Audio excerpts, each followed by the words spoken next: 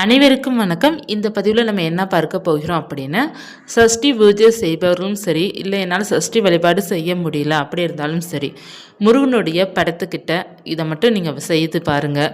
நிச்சயமாக உங்களுக்கு உங்களுடைய வேண்டுதல் நிறைவேறும். என்ன செய்ய வேண்டும் அப்படிங்கிறத இந்த பதிவில் நம்ம பார்க்க போகிறோம். சஷ்டி வழிபாடு வளர்பிறை சஷ்டி ஞாயிற்றுக்கிழமை என்று வருகின்றது. இந்த பரிகாரம் பார்த்திங்கன்னா இரவு தூங்க போகிறதுக்கு முன்னாடி நீங்கள் செய்துட்டு கூட தூங்கலாம். ரொம்ப சிறப்பானதான். என்ன செய்ய வேண்டும் அப்படின்னா, இதற்கு தேவையானது ஒரு சிவப்பு நிற பென் தேவைப்படும். மார்க்கராக இருந்தாலும் சரி, அல்லது நீங்கள் லெட் யூஸ் பண்ணுறீங்களா இருந்தாலும் சரி, சிகப்பு நிற பென் எடுத்துக்கோங்க.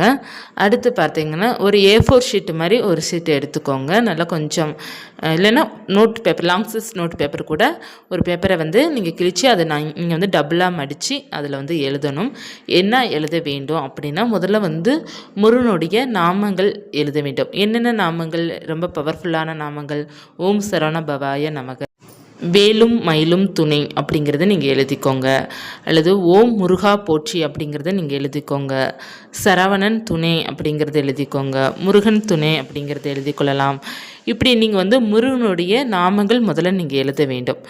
எழுதிட்டு அதற்கப்புறம் உங்களுடைய வேண்டுதல், உங்களுடைய கோரிக்கைகள் என்னவோ அதை நீங்கள் எழுதிக்கோங்க. எழுதிட்டு அடுத்து சரவண பவ கோலம் எல்லோருக்குமே போட தெரியும் தானே, அந்த கோலம் போட்டுக்கோங்க. அதாவது சட்கோண கோலம் போட்டுக்கோங்க. சட்கோணம் கோலம் போட்டு ஒவ்வொரு எழுத்தும் நீங்கள் எழுதணும். ச ரா வ ந பவ அப்படிங்கிறத நீங்கள் எழுதிட்டு அந்த பேப்பரை மடித்து வச்சு நீங்கள் முருகனுடைய படத்திற்கிட்ட வச்சுருங்க. உங்களுடைய வேண்டுதல் என்ன நீங்கள் எழுதியிருக்கீங்களோ அது அப்படியே சீக்கிரமாக நடக்கும். அடுத்த வளர்பிறை சஷ்டி வர்றதுக்குள்ளே உங்களுக்கு நடக்கும். எல்லாமே நீங்கள் சிவப்பு நிற லெட்டால் தான் நீங்கள் எழுதணும். அது மார்க்கராக இருக்கலாம் அல்லது லெட்டாக இருக்கலாம்.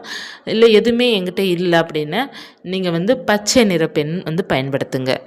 ரெண்டாவது ஆப்ஷன் தான் பச்சை நிறம். பச்சை நிறமும் சிவப்பு நிறமும் பார்த்தீங்கன்னா முருகனுக்கு உகந்தது. அதனால் நீங்கள் இந்த கலர் பென் தான் பயன்படுத்த வேண்டும். பயன்படுத்தி பாருங்கள். நிச்சயமாக உங்களுக்கு நல்ல மாற்றங்கள் இருக்கும். உங்களுடைய வேண்டுதல் அப்படியே நடக்கும்.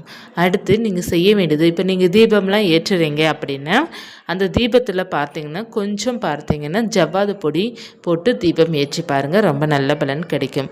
அடுத்து ரொம்ப முக்கியமானது, சொல்ல வேண்டிய நாமங்கள். நீங்கள் தூங்க போகிறதுக்கு முன்னாடி முருகனுடைய நாமத்தை சொல்லிட்டு தூங்குங்க. நீங்கள் எந்த நாமங்கள் வேண்டுமானாலும் இருக்கலாம், நிறையா இருக்கலாம். குமரஸ்தவத்தில் நிறையா இருக்குது. அதில் முக்கியமாக சஷ்டி இருப்பதனால் ஓம் சஷ்டிபதியே நமோ நமக, ஓம் சஷ்டிபதியே நமோ நமக அப்படிங்கிறத 6 முறை சொல்லிவிட்டு முருகன்கிட்ட பிரார்த்தனை பண்ணி உங்கள் மனசாலே பிரார்த்தனை பண்ணிக்கோங்க.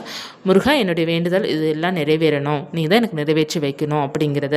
நீங்கள் என்ன வேண்டுதல் வைக்கிறீங்களோ, இப்போ குழந்தை பாக்கியமோ அல்லது திருமணமோ அல்லது மற்ற ஏதாவது ஒரு வேண்டுதல் வைக்கிறீங்க அப்படின்னா அந்த வேண்டுதலை சொல்லிவிட்டு நீ தான் எனக்கு சீக்கிரமாக நிறைவேற்றி வைங்க முருகா, உங்களை தான் நம்பி இருக்கிறேன் அப்படிங்கிறத சொல்லிவிட்டு மனசுக்குள்ளே நீங்கள் பிரார்த்தனை பண்ணிவிட்டு இரவு தூங்க போயிடுங்க. தூங்கும்போது நமக்கு எப்படியும் ஒரு சில பேருக்கு 10 நிமிடம் ஆகும், ஒரு சில பேருக்கு அரை மணி நேரம் ஆகும். நம்ம படுத்த உடனே ஒரு 5 நிமிடமாவது நீங்கள் என்ன வேண்டுதல் நினைச்சிங்களோ அந்த வேண்டுதல் உங்களுக்கு நடந்த மாதிரி கற்பனை பண்ணிக்கோங்க.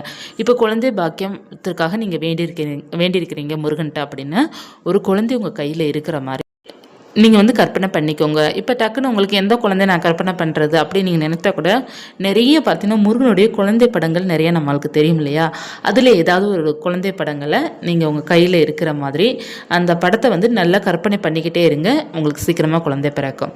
அதே போல் பார்த்தீங்கன்னா நீங்கள் திருமணம் ஆகும்னு நினைக்கிறீங்க அப்படின்னா கூட உங்களுக்கு திருமணம் ஆகும் அப்படிங்கிற மாதிரி நீங்கள் கற்பனை பண்ணிக்கோங்க. அடுத்து பார்த்தீங்கன்னா உங்களுக்கு தொழிலுக்கு நல்ல லாபம் கிடைக்கிற மாதிரி நீங்கள் வேண்டியிருக்கிறீங்க அப்படின்னா உங்களுக்கு நல்ல லாபம் கிடைக்குது. அதில் நிறைய பொருள் வாங்குற மாதிரி நீங்கள் கற்பனை பண்ணிக்கோங்க. இப்படி தான் நீங்கள் இப்போ சொந்த வீடு வாங்கணும் அப்படிங்கிறது நீங்கள் கற்பனை பண்ணுறீங்க அப்படின்னா உங்களுக்கு சொந்த வீடு நிச்சயமாக அமையும்.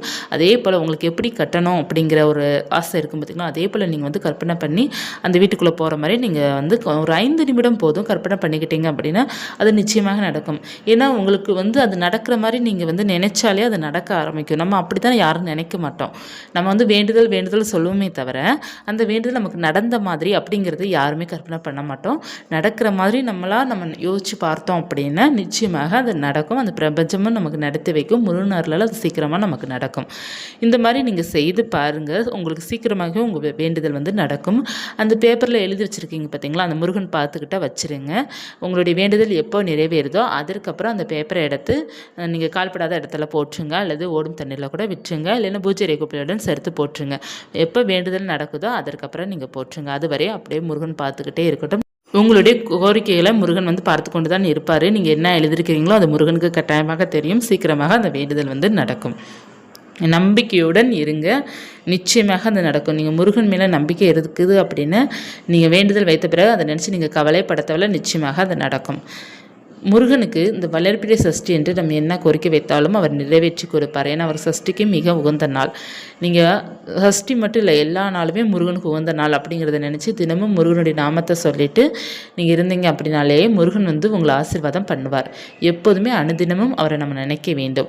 நம்ம வந்து வழிபாடு செய்ய முடியல, பூஜை செய்ய முடியல அப்படின்னு இருந்தால் கூட நம்ம மனசில் நினைத்து கொண்டு இருந்தாலே போதும், முருகனுடைய அருள் வந்து நமக்கு பரிபூர்ணமாக இருக்கும். தினமும் பார்த்தீங்கன்னா காலை எழுந்திருக்கும் போது முருகா அப்படிங்கிறது சொல்லிட்டு எழுந்திருங்க, தூங்கும்போது முருகா அப்படிங்கிறத சொல்லிட்டு தூங்குங்க.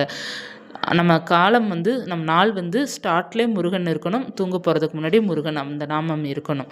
அப்படி இருக்கும்போதே நமக்கு வந்து முருகனுடைய அருள் வந்து நமக்கு ரொம்ப பவராக கிடைக்கும். நிச்சயமாக இது உங்களால் உணர முடியும்.